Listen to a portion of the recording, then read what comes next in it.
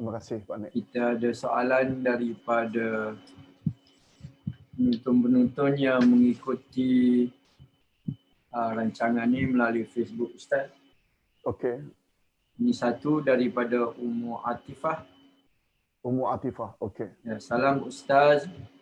Saya ingin tahu apakah boleh kita berguru dengan seorang yang mengajar kelas agama tapi dalam masa yang sama melakukan perbuatan bid'ah. Terima kasih Ustaz.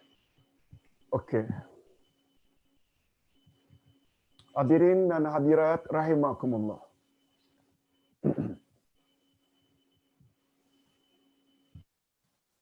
Dalam Islam,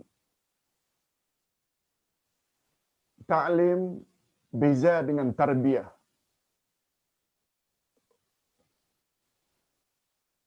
Ummu Atifah dan para jemaah sekalian, ta'lim maknanya memberi ilmu. Tarbiyah mendidik. Dalam Islam tak sama dengan memberi ilmu dengan tarbiyah.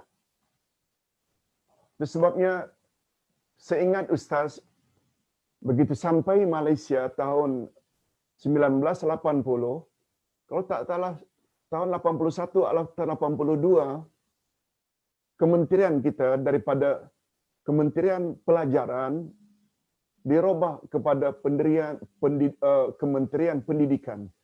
Wizaratul Ta'lim kepada Wizaratul Tarbiyah. Wizaratul Ta'lim maknanya memberi ilmu. Tarbiyah mendidik. Orang yang mendidik ini, dia bukan hanya memberi ilmu, tapi dia minta anak didiknya ikut perilakunya, tindak tanduknya. Seorang guru yang apabila menyuruh anak atau melarang murid-muridnya, jangan merokok nak, rokok itu tak elok. Pada masa yang sama, dia mengisap rokok. Ini namanya ta'lim, tapi bukan tarbiyah. Ini belum lagi kita lihat dari sudut. Tarbiyah ada kaitannya dengan akar kata Rabb. Rabb maknanya Allah, Tuhan yang telah mencipta dan memberi kita berbagai nikmat. Oleh sebab itu tarbiyah mestilah menjurus kepada mengajak manusia kepada mendapat redha Allah. Oleh sebab itu secara ringkas, andai kata kita belajar dengan seorang guru dan dia sendiri buat perkara-perkara bid'ah, sedangkan bid'ah itu sangat dilarang oleh Allah, sangat dilarang oleh Rasulullah sallallahu alaihi wasallam. Apa kata Nabi? Man amila amalan laisa alaihi amruna fahuwa rad. Siapa buat amalan tidak ikut apa yang kami buat, kata Nabi, maka amalnya ditolak. Oleh sebab itu, kita pula berguru pada guru-guru tersebut yang melakukan amal-amal bid'ah. Kita tidak sebut ya definisi bid'ah. Semua kita tahu. Melakukan ibadat yang tidak ada dalilnya dari Nabi sallallahu alaihi wasallam boleh mengakibatkan amal itu ditolak. Macam mana nak berguru dengan guru-guru tersebut? Ustaz terpaksa jawab ringkas saja. Itu maksudnya.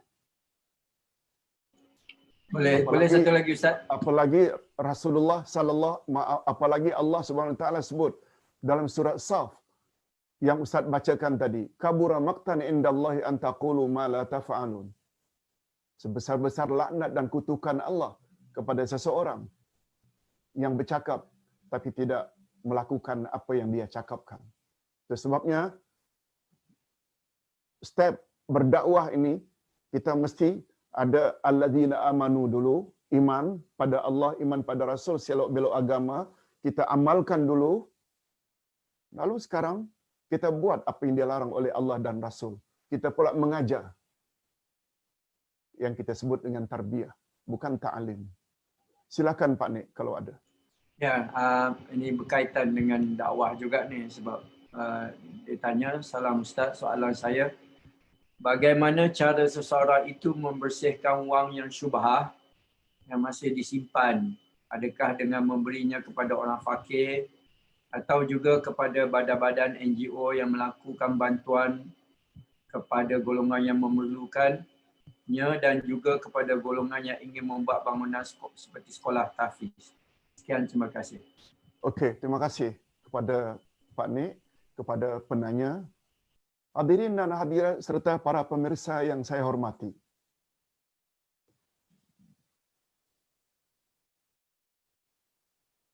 Allah Subhanahu wa taala sebagaimana yang dinyatakan oleh Rasul sallallahu alaihi wasallam, innallaha thayyibun la yaqbalu illa thayyiba. Sesungguhnya Allah itu thayyib, baik, dan Allah tidak menerima kecuali yang baik-baik. Oleh sebab itu Ustaz buat contoh. Yang tidak baik itu antara lain duit riba.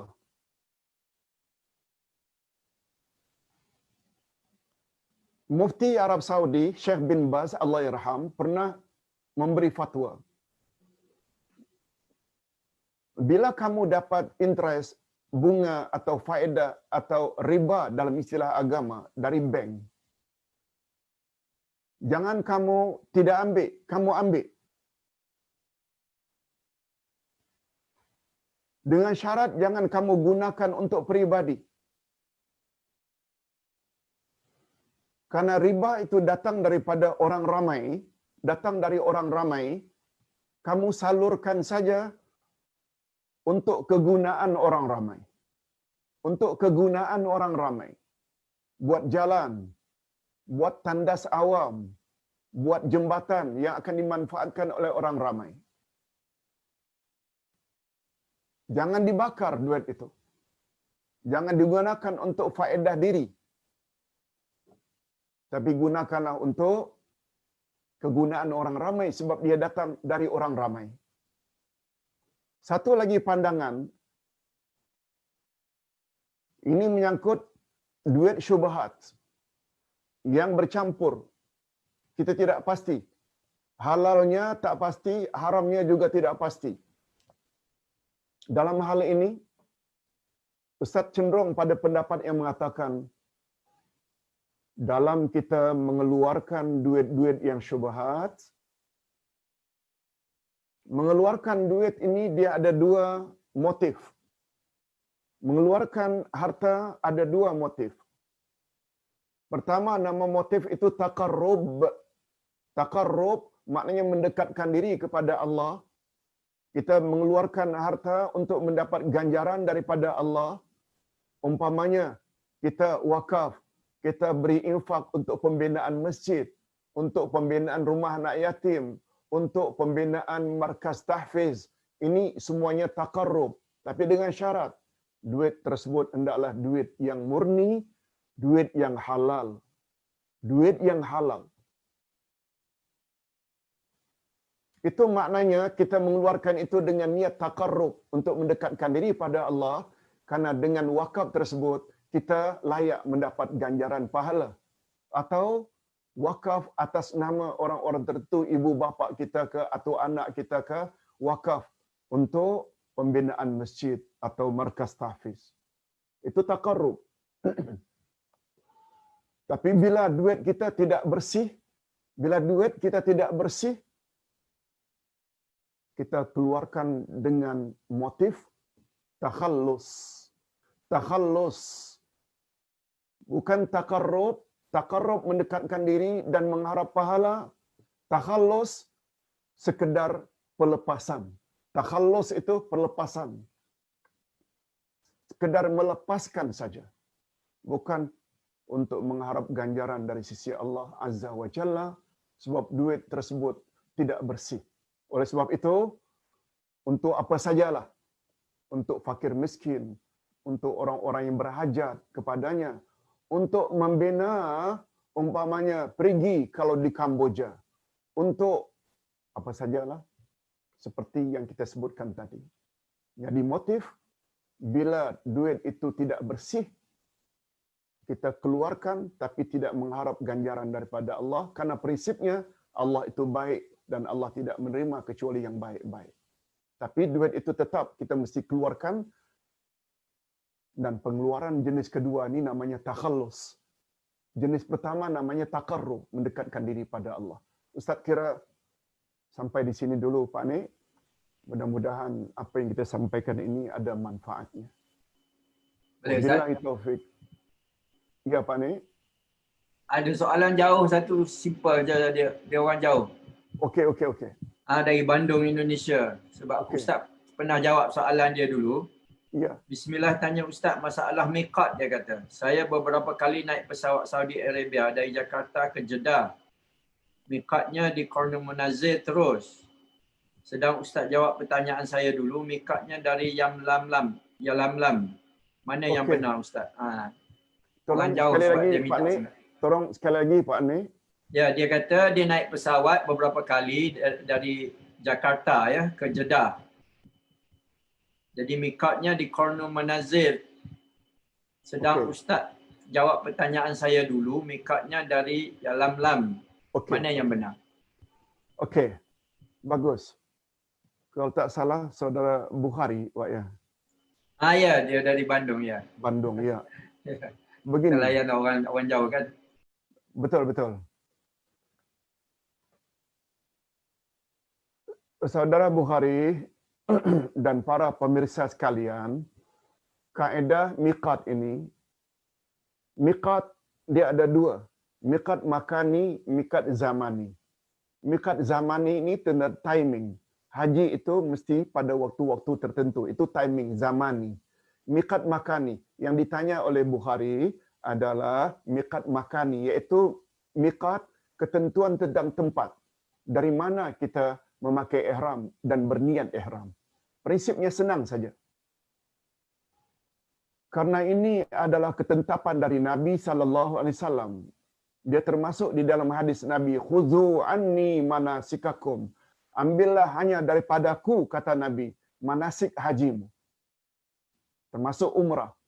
Mesti ikut ketetapan yang telah ditetapkan oleh Rasul, termasuk miqat makani. Dari mana kita berniat dan memakai ihram. Prinsipnya senang saja. Sesuai dengan apa yang Ustaz masih ingat. Untuk orang daripada Mesir, namanya Rabil, itu miqat makaninya. Orang daripada Iraq, Zatu Irqin, itu nama tempatnya. Yang mereka orang Iraq, yang miqat mesti bermula dari Zatu Irqin. Orang daripada Asia Tenggara, namanya Yalamlam. Orang daripada Riyadh, orang daripada Najd. Najd ini termasuk Riyadh, iaitu utara Arab Saudi, utara Mekah, utara Jeddah, itu namanya Qarnul Manazil. Tetapi ingat, ada ketentuan lain lagi. Tidak kira dari mana asalmu. Tapi bila kamu masuk ke Mekah melalui jalan negeri itu, kamu mesti ikut miqat orang negeri itu. Bila umpamanya dari Jakarta pergi umpamanya ke Mesir dahulu. Nah, kita tidak perlu lagi terikat dengan Yalamlam untuk orang Asia Tenggara. Dari Mesir masuk ke Jeddah, namanya Rabil. Sebagaimana orang-orang Malaysia juga Yalamlam pada asalnya. Tapi pesawatnya direct, umpamanya langsung ke Madinah. Mereka tertakluk dengan miqat orang Madinah, iaitu Zulhulaifah atau Bir Ali. Nah, demikianlah saudara Bukhari, andai kata pesawat dari Jakarta ke Riyadh dahulu, Riyadh bukan Asia Tenggara. Riyadh ini dia punya miqat adalah Qarnul Manazil. Oleh sebab itu, saudara Bukhari bila ke Riyadh dahulu, sama ada tukar pesawat atau dengan pesawat yang sama, baru ke Jeddah, maka Bukhari perlu terikat dengan miqat orang-orang Riyadh. Bukan terikat dengan, walaupun kita berasal daripada Jakarta. Mudah-mudahan dapat difahami. Segala yang baik datang daripada Allah, segala silap salah daripada kesilapan Ustaz sendiri. Jumpa lagi esok insya-Allah dengan tafsir surat At-Takwir, dan lusanya hari Ahad dengan bab akidah. Sekian Okey. dulu.